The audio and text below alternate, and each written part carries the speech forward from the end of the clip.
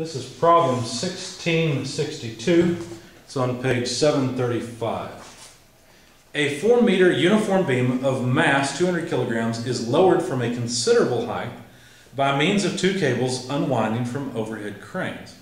As the beam approaches the ground, the crane operators apply brakes to slow the unwinding motion. Determine the acceleration of each cable at that instant, knowing that the tension in cable A is 1200 newtons and the tension in cable B is 1600 newtons. Let's start by sketching the system. Here's the beam. I'm going to put G, the center of gravity, there. In the middle of the beam, let's see, so that's 2 meters, there's a meter, there's 3 meters, 3.2 meters I guess would be somewhere right around there. And so that's actually the attachment point for cable B. So let's just note TB, tension in cable B. And then cable A is out here on the end, so it's easy. So let's see, TA. And so this is point A and this is point B. And the dimensions are 3.2 meters and 0.8 meters. And of course 2 meters from either end to the center. And let's see, if that's given, we're supposed to find the acceleration of point A and the acceleration of point B. Okay, the mass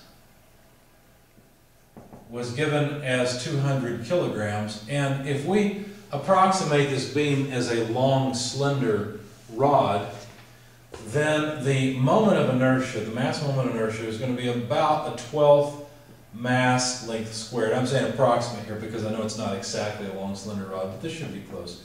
1/12 mass is 200 kilograms. And then the length is 4 meters, which needs to be squared. So I'm running out of space here. I'll just go ahead and plug in the numbers and write that the moment of inertia comes out to 266.6 repeating kilograms meters squared. So there's the mass moment of inertia. Let's start with a free body diagram. Try to make the beam match as best I can. Obviously we've got a tension at A of 1200 newtons. We've got a weight at G equal to 200 kilograms times 9.81 meters per second squared. And so this is a weight of 1962 newtons if you plug it into your calculator. And there's, of course, tension at B equal to 1600 newtons. Now, the acceleration is not all that difficult to figure out. Some forces in the y direction, you get TA plus TB minus W equals mass times acceleration in the y direction. So the acceleration in the y direction of the entire beam is simply TA plus TB minus W, which really is mg, divided by MAY. Okay? Now we're in metric units, so we won't need G sub C. That'll make our lives easier. There's 1200 newtons plus TB, 1600 newtons, minus mg. I guess I didn't really need to make that substitution. I've already got the weight. So 266.6 repeating newtons divided by the mass. Now the mass is still 200 kilograms, of course, times the accelerator. Oop, what did I do here? I'm sorry. Made a mistake. I copied the whole thing down. I just needed to divide by 200 kilograms. Now, of course, newtons are kilograms meters per second squared. So we'll be left with units of meters per second squared for the acceleration in the y direction. So this is pretty easy. It comes out to 4.19 meters per second squared. And that's not the question, though. The question is, what's the acceleration of point A and point B? What I've got here is the acceleration of point G. Because when you sum forces, that's what you're dealing with, is the acceleration of the center of gravity of the object. Okay, well, I could also sum moments about G. If I do that, that should yield the angular acceleration. So let's see. If I take the tension in B, let's see, I'll need this distance, Well, that's going to be what? 2 meters minus 0.8. So the difference between those two would be what? 1.2 meters, right? So 1.2 meters minus the tension at A. Notice it's causing a negative moment, times 2 meters. And that's all the moments because I'm summing moments about the center of gravity. So that would be equal to then I alpha. Rearranging to solve for the angular acceleration, you'd have TB times 1.2 meters minus TA times 2 meters divided by I.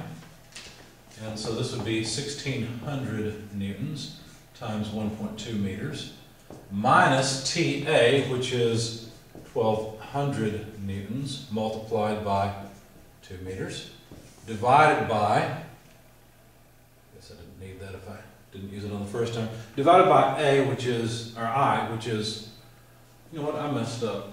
I'm sorry.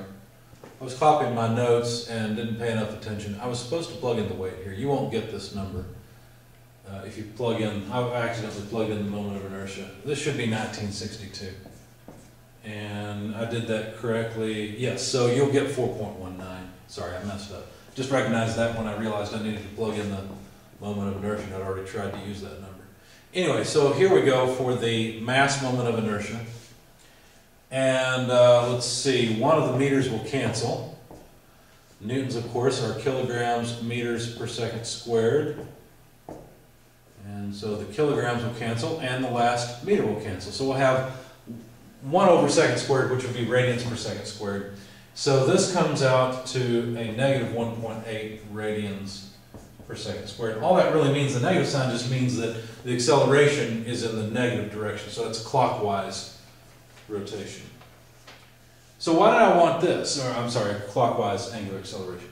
Why did I want this? Well, if you think about what's going on with the bar, this is point G, then the relative acceleration of point B, in other words, the acceleration of point B with respect to G, is going to be downward, right? Because alpha of 1.8 radians per second squared, you can think about rotation about G, the whole body's accelerating angularly at 1.8 radians per second squared. And so there's a relationship here, right? So similarly, point A is accelerating with respect to point G this way. And I could write this out as an equation, right? What I could say is that the acceleration of point A is equal to the acceleration of point G. This is just a relative acceleration equation, plus the acceleration of G with respect to A.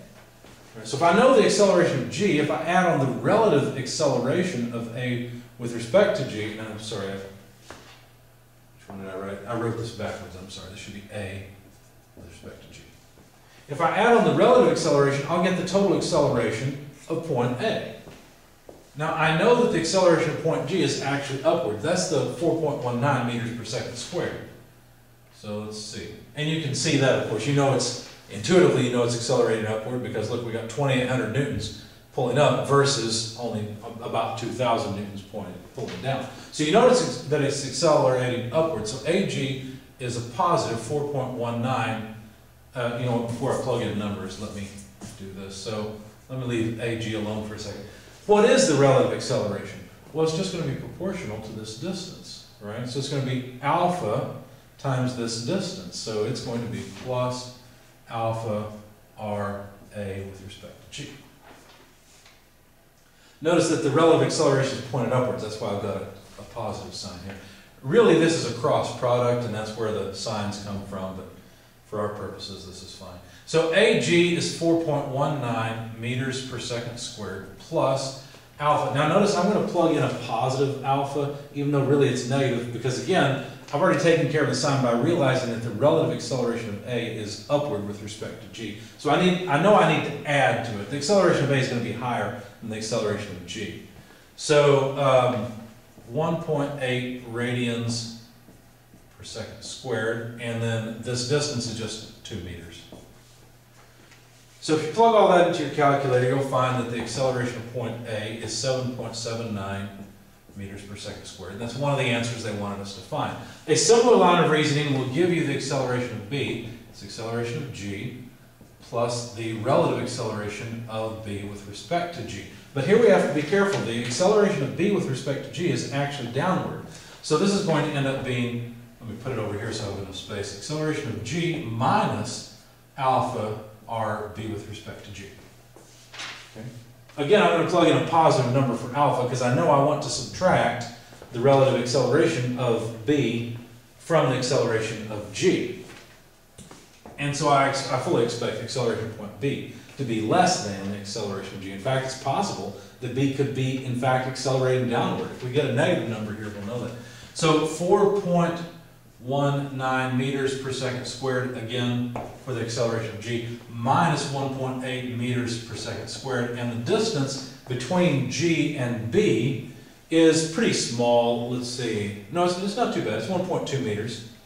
So let's plug that in. So 1.2 meters. Plug all this into your calculator. And I'm sorry, this is radians per second squared. I'm making all kinds of mistakes. There we go. So the radians go away for free. And you get 2.03 meters per second squared. And that's what they wanted us to find. But I've got a question. How far out? What if I extended this bar? How far out would I have to go before I found a point on the bar that had no y component of acceleration? I mean, what if I went out to 2? Well, then this would become 2, right? Well, what happens at that point? Let me grab a calculator and we'll find out.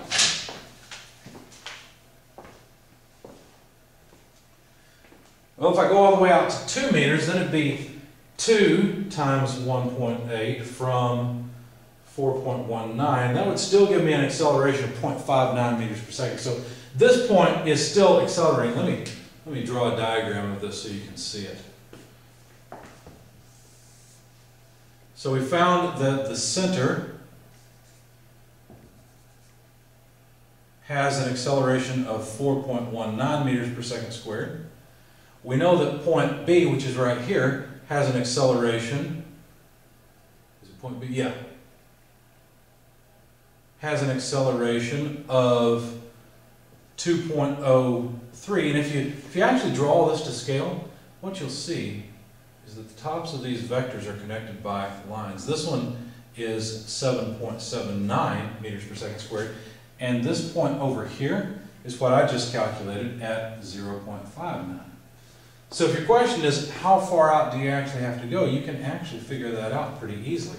All you have to do is say the acceleration, whatever this point here is, let's call it point P. The acceleration of point P is 0 and is equal to the acceleration of point G minus alpha r between, let's see,